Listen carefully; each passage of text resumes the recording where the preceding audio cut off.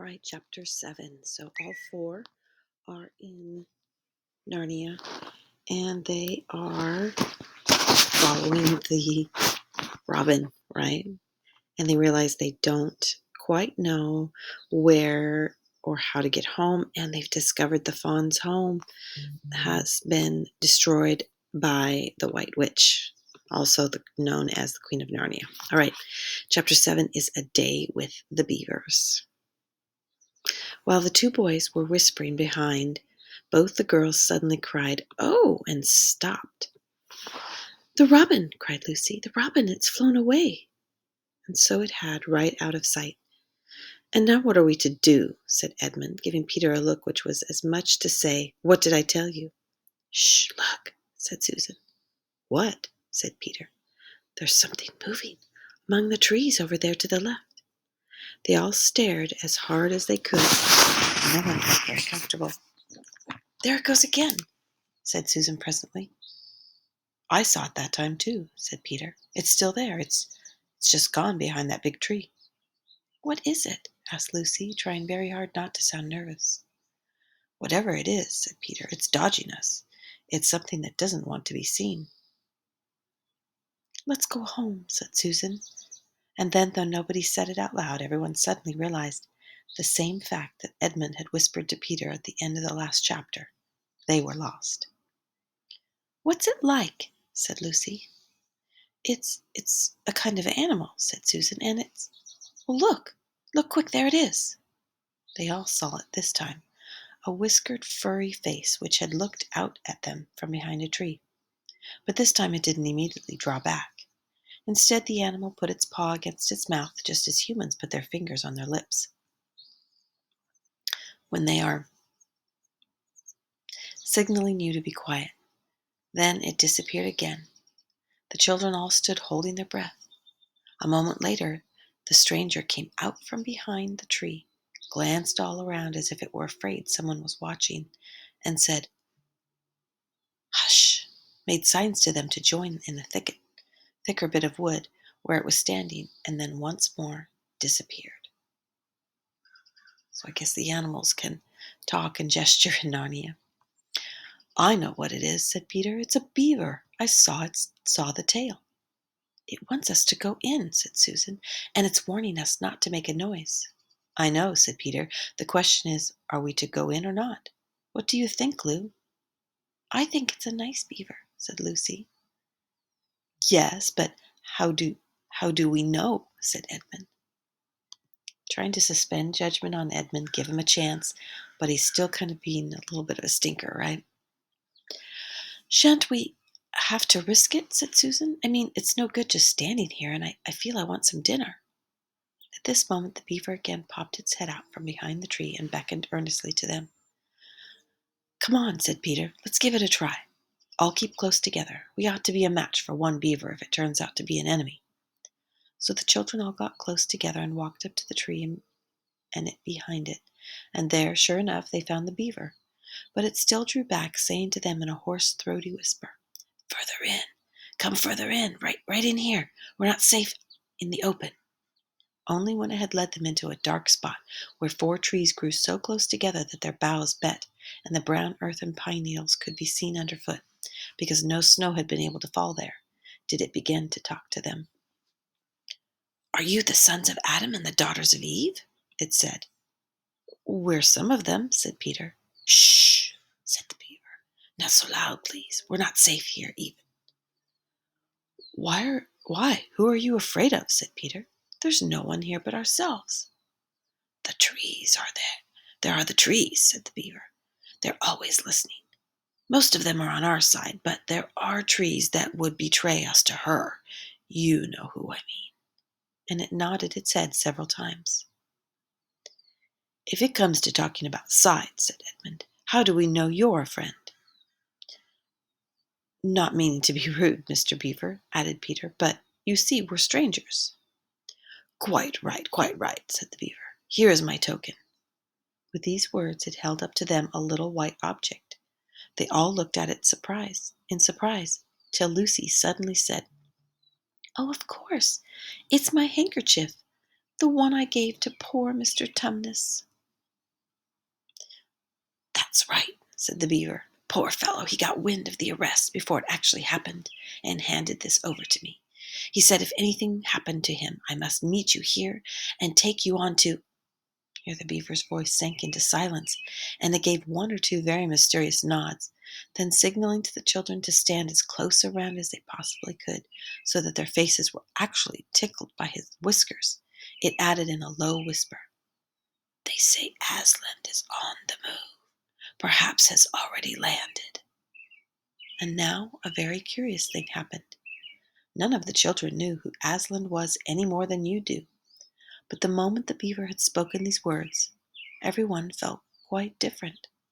Perhaps it had something, perhaps it has sometimes happened to you in a dream that someone says something which you don't understand, but in the dream it feels as if it had some enormous meaning, either a terrifying one which turns the whole dream into a nightmare, or else a lovely meaning too lovely to put into words, which makes the dream so beautiful that you remember it all your life and are always wishing you could get into that dream again. It was like that now. At the name of Aslan, each one of the children felt something jump in its inside. Edmund felt a sensation of mysterious horror. Peter felt suddenly brave and adventurous.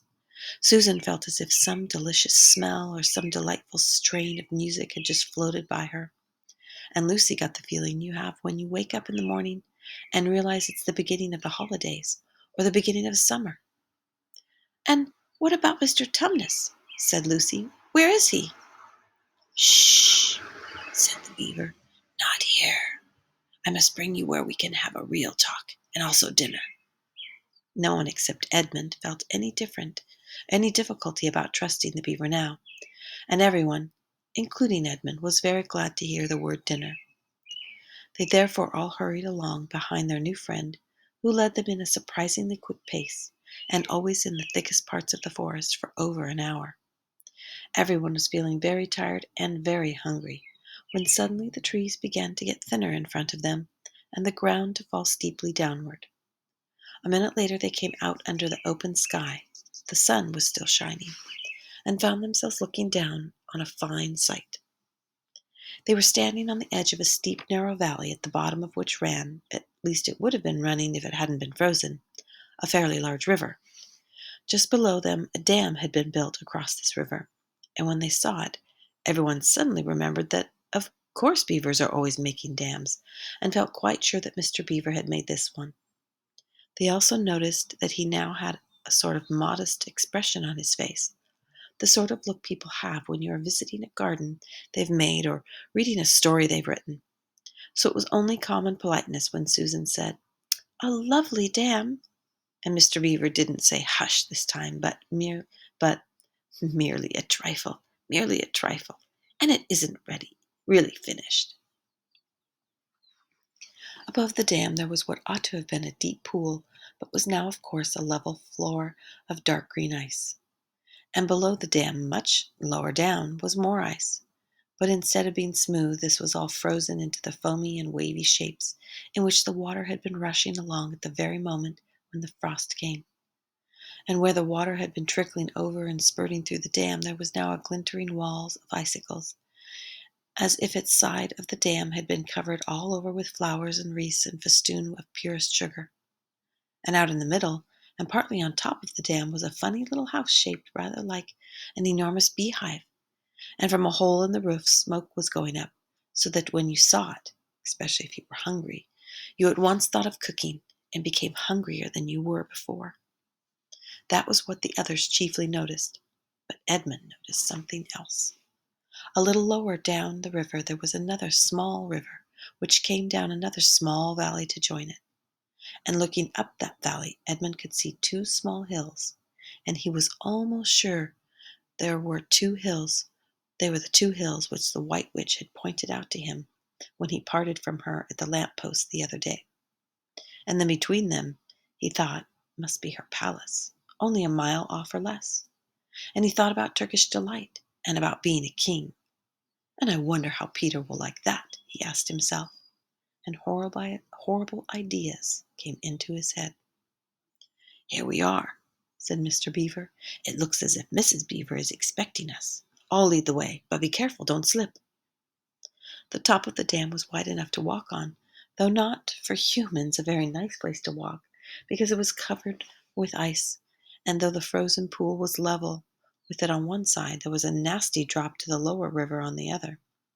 Along this route Mr. Beaver led them in single file, right out to the middle where they could take a look way up the river and a long way down it. And when they had reached the middle, they were at the door of the house. "Here we are, Mrs. Beaver," said Mr. Beaver. "I've found them. Here are the sons and daughters of Adam and Eve." And they all went in. The first thing Lucy noticed as she went in was a burrowing sound, and the first thing she saw was a kind-looking old she-beaver sitting in the corner with a thread in her mouth, working busily at her sewing machine. And it was from it that the sound came. She stopped her work and got up as soon as the children came in. "So you've come at last," she said, holding out both her wrinkled old paws. "At last! To think that ever I should live to see this day. The potatoes are on boiling and the kettle singing, I dare say, Mr. Beaver. You'll get us some fish. Oh, there they are going in the house. In the den, I should say, huh?" "That I will," said Mr. Beaver, and he went out of the house. Peter went with him, and across the ice of the deep pool to where it had a little hole in the ice which he kept open every day with his hatchet. They took a pail with them. Mr. Beaver sat down quietly at the edge of the hole. He didn't seem to mind it being so chilly, looking hard into it, then suddenly shot in a paw, and before you could say Jack Robinson, had whisked out a beautiful trout. Then he did it all over again until they had a fine catch of fish. Meanwhile, the girls were helping Mrs. Beaver to fill the kettle and lay the table and cut the bread and put the plates in the oven to heat and draw a huge jug of beer for Mr. Beaver from a barrel which stood in one corner of the house, and to put on the frying pan and get the drippings hot. Sounds like beavers eat just like humans, huh? At least in Narnia. Lucy thought the beavers had a very snug little home, though it was not at all like Mr. Tumnus's cave. There were no books or pictures, and instead of beds there were bunks, like on a board ship, built into the wall. There were hams and strings of onions hanging from the roof, and against the wall there were gum boots and oilskins and hatchets and pairs of shears and spades and trowels and things for carrying mortar in and fishing rods and fishing nets and sacks. And the cloth on the table, though very clean, was very rough. Just as the frying pan was nicely hissing, Peter and Mr. Beaver came in with the fish, which Mr. Beaver had already opened with his knife and cleaned out in the open air. You can think how good the new caught fish smelled when they were frying, and how hungry the children longed for them to be done, and how very much hungrier still they had become before Mr. Beaver said, "Now we're nearly ready." Susan drained the potatoes and then put them all back in the empty pot to dry on the side of the range, while Lucy was helping Mrs. Beaver to dish up the trout, so that in a very few minutes everyone was drawing up their stools. It was all three-legged stools in the Beavers' house, except for Mrs. Beaver's very own special rocking chair beside the fire, and preparing to enjoy themselves. There was a jug of creamy milk for the children. Mr. Beaver stuck to beer, and the great big lump of deep yellow butter in the middle of the table, from which everyone took as much as he wanted to go with his potatoes. And all the children thought, and I agree with them, that there's nothing to beat freshwater fish. There's nothing to beat good freshwater fish if you eat it when it has been alive half an hour ago and has come out of the pan half a minute ago. And when they had finished the fish, Mrs. Beaver brought unexpectedly out of the oven a great and glorious sticky marmalade roll, steaming hot, and at the same time moved the kettle onto the fire, so that when they had finished the marmalade roll, the tea was made and ready to be poured out.